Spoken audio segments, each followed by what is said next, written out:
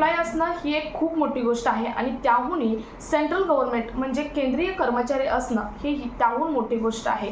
परंतु जरी तुम्ही गव्हर्नमेंट एम्प्लॉय असाल तरी प्रत्येकाला रिस्क ही अटळ आहे। म्हणजे रिस्क म्हणजे काय तर पर्सनल ॲक्सिडेंट असेल किंवा अचानक आलेला आजारपणाचा खर्च असेल किंवा बाकी अचानक आलेला मोठा एखादा खर्च असेल, फॅमिलीचा खर्च असेल, कोणताही खर्च असेल, हा प्रत्येक एम्प्लॉयच्या खिशाला परवडणारा आहे असं नाही किंवा त्यांच्या सॅलरीत तेवढा खर्च भागतो असं नाही।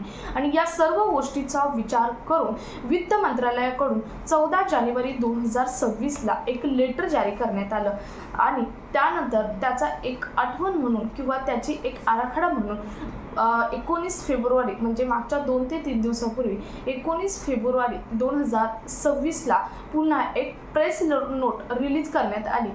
ती प्रेस नोट नेमकी काय असणार आहे या प्रेस नोटमध्ये पूर्णपणे दिलेलं आहे। म्हणजेच सेंट्रल गव्हर्नमेंटचे जे एम्प्लॉईज आहेत या एम्प्लॉईला वित्त विभागाकडून म्हणजेच सरकारकडून कोणकोणत्या फॅसिलिटी मिळणार आहेत किंवा या फॅसिलिटी घेण्यासाठी तुमच्याकडे काय असणं महत्त्वाचं आहे किंवा तुम्ही काय करणं महत्त्वाचं आहे तरच तुम्हाला या फॅसिलिटी मिळणार आहेत। त्यामध्ये बँकिंग असेल किंवा बऱ्याच अशा फॅसिलिटी आहेत, 5 ते 6 फॅसिलिटी आहेत की ज्या तुम्हाला सरकारकडून पूर्णपणे मोफत मिळणार आहेत। नेमक्या कोणत्या फॅसिलिटी आहेत त्या प्रेस रिलीजमध्ये सर्व सांगितलेलं आहे, प्रेस नोटमध्ये सर्व सांगितलेलं आहे।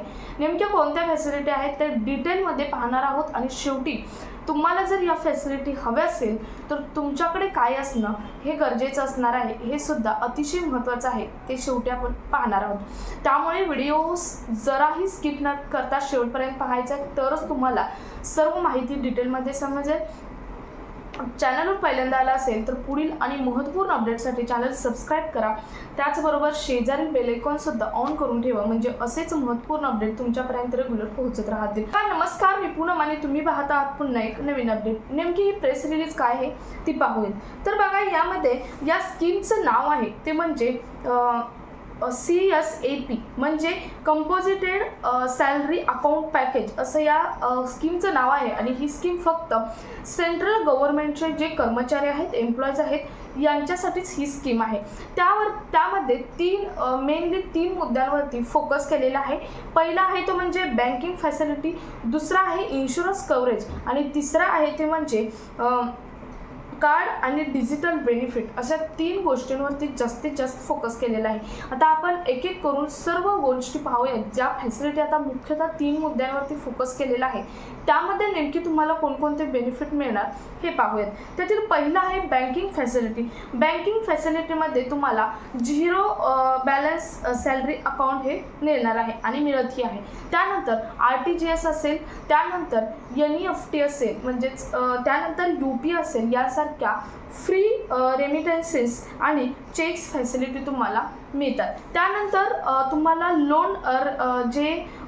लोनचा तुम्हाला इंटरेस्ट रेट आहे, इंटरेस्ट रेटमध्ये सुद्धा तुम्हाला लोनच्या कन्सेशन मिळणार आहे। त्यानंतर आपण लोन घेता यासाठी व घरासाठी, एज्युकेशनसाठी किंवा कोणत्याही खरेदीसाठी किंवा पर्सनल लोन घेता यावरती तुम्हाला कमी इंटरेस्ट रेट हा मिळणार आहे।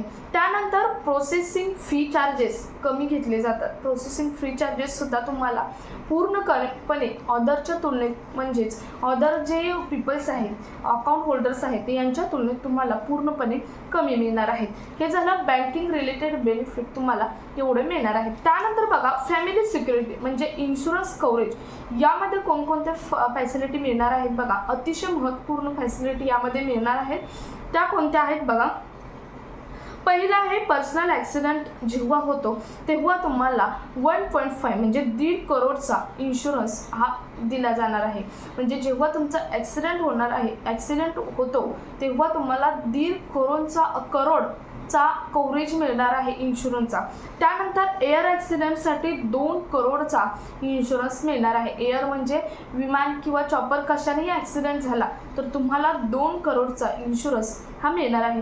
त्यानंतर कोणत्याही दुर्घटनेत परमनंट किंवा पार्शली डिसेबिलिटी होते तेव्हा तुम्हाला 1.5 करोडचा इन्शुरन्स हा दिला जाणार आहे. म्हणजे समजा एखाद्याचा ॲक्सिडेंट झाला आणि त्यामध्ये तो दुखापत झाला, समजा हात गेला, पाय गेला, डोळे गेले, काही थोडं परमनंट किंवा पार्शली जर तो डिसेबल झाला असेल तर त्याला 1.5 करोडचा इन्शुरन्स आहे.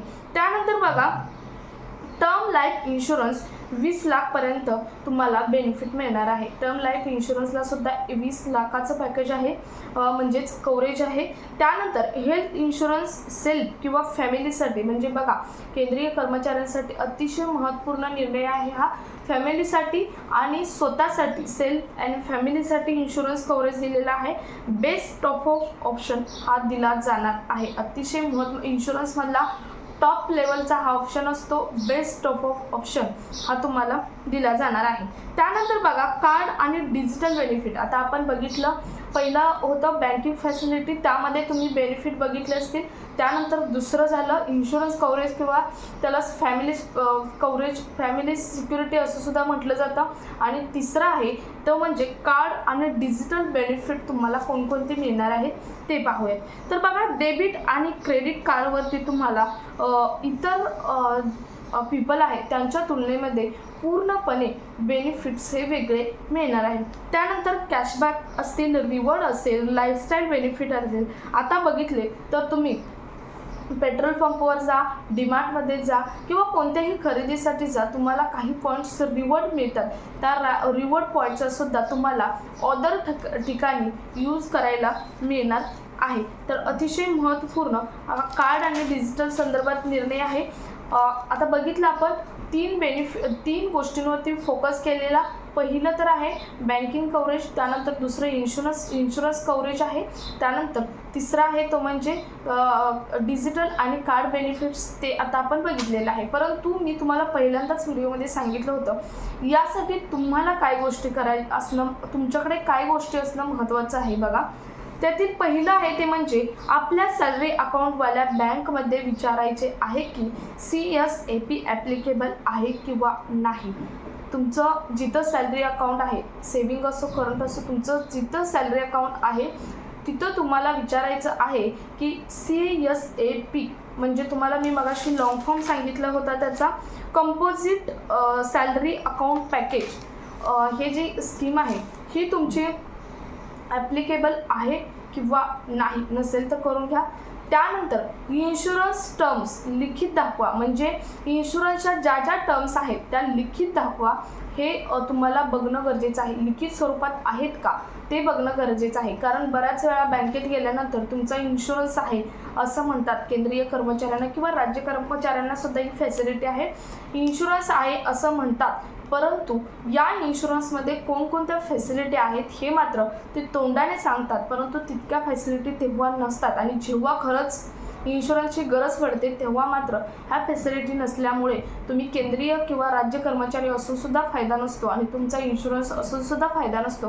तुम्हाला त्याचा 0% बेनिफिट मिळतो. त्यामुळे तुम्हाला काय करायचं आहे, तर तुम्हाला पहिली तर मी बँकिंगचे काय बघायचं आहे सांगितलं, इन्शुरन्सबद्दल काय बघायचं आहे, तर तुम्हाला टर्म बघायचे आहे. त्यामध्ये कोणकोणते तुमचा सम इन्शुर्ड किती आहे, सम इन्शुर्ड कितीचा आहे तो बघायचा. 5 लाखाचा असो, 10 लाखाचा असो, किती लाखाचा आहे हा तुम्हाला बघायचा आहे. आता मगाशीच मी तुम्हाला सांगितलं की टॉप ऑफ प्लॅन तुम्हाला मिळणार आहे, त्यामुळे 10 लाखाच्या पुढेच तुमचा इन्शुरन्स असणं हे गरजेचं आहे. त्यामुळे तुमचं इन्शुरन्स कितीच आहे हे बघा, म्हणजेच त्याला सम इन्शुर्ड असं म्हटलं जातं. त्यानंतर एक्सक्लुजन म्हणजे तुमच्या जी पॉलिसी आहे इन्शुरन्सची त्यामध्ये काय फॅसिलिटी आहेत, रूम रेंट किती आहे किंवा आजारपण कोणते सँक्शन होणार, हे या सर्व गोष्टी त्यावेळी बघून घ्या आणि ते लिखित स्वरूपात बघून घ्या. कारण बँकवाल्यांकडे हे सर्व जेव्हा इन्शुरन्स काढतो तेव्हा पॉलिसीमध्ये सर्व इन्क्लूड केल्याशिवाय इन्शुरन्स हा काढता येत नसतो. त्यामुळे लिखित स्वरूपात त्यांच्याकडे असणं महत्त्वाचं आहे आणि ते आहे का हे बघणं हे तुमचं काम आहे. त्यानंतर प्रीमियम किती आहे, वर्षाचं प्रीमियम. आता बँकेत बाकी तुम्ही प्रायव्हेट कंपनीतून इन्शुरन्स जेव्हा काढता तेव्हा तुमचं त्यावेळी प्रीमियम घेतलं जातं, मग त्या हप्त्यात का होईना पण फिक्स प्रीमियम तुम्हाला माहीत असतं. परंतु बँकेत तुमचं वर्षानुवर्ष कट होत जातं, जे की काही जणांना काही जण मॅसेजवर लक्ष देत असतील तर त्यांना माहीत असतं, परंतु काही जणांना माहीतही नसतं की तुमचं प्रीमियम किती कट होतं आहे, हे माहिती नसतं. त्यामुळे तुमचं प्रीमियम किती कट होतं आहे ते सुद्धा चेक करून घ्या. त्यानंतर नेमकी क्लेम प्रोसेस काय आहे, जेव्हा तुम्हाला एखादं आजारपण येतं किंवा ॲक्सिडेंट होतो, काहीही होतं, तेव्हा क्लेम प्रोसेस नेमकी काय आहे हे सुद्धा जाणून घ्या. तरच तुम्हाला जे फॅसिलिटी दिलेत इन्शुरन्सच्या, त्या इन्शुरन्सचा फायदा आहे. त्यानंतर पुढचं म्हणजे नॉमिनीज आणि KYC अपडेट ठेवा. नेहमी तुमची जी नॉमिनीज आहे, मग तुम्ही आता तुम्हाला माहीत असेल मागच्या 3 ते 4 महिन्यापासून एक नवीन अपडेट आलेलं आहे की तुम्ही बँकेमध्ये 4 जणांना नॉमिनीज म्हणून ठेवू शकता. मग तुमचं कोणीही नातेवाईक असेल तर तुम्ही तुमच्या जवळच्या नातेवाईकाला 4 जणांना नॉमिनीज म्हणून ठेवू शकता. त्यामुळे तुम्ही 1 ठेवा, 4 ठेवा, कितीही ठेवा, परंतु नॉमिनीज तुमचा अपडेट आहे का हे चेक करा. आणि तुमची KYC दरवर्षी अपडेट करून घेणं हे विसरू नका. जर तुम्ही या 2 गोष्टी नेहमी अपडेट ठेवल्या तर तुम्हाला वरील सर्व ज्या बेनिफिट आहेत बँकेचे, मी आता सांगितलं, बँकेचे किंवा इन्शुरन्सचे जे बेनिफिट आहेत ते आपोआपच मिळणार आहेत. सो अतिशय महत्त्वपूर्ण फॅसिलिटी किंवा बेनिफिट सरकारकडून केंद्रीय कर्मचाऱ्यांना देण्यात आलेल्या आहेत. सो तुम्हाला आणखी काही डाऊट असेल तर कमेंटमध्ये जरूर विचारू शकता. हा व्हिडिओ जास्तीत जास्त कर्मचाऱ्यांपर्यंत शेअर करा. भेटूयात पुढच्या एका नवीन अपडेटसोबत. तोपर्यंत धन्यवाद.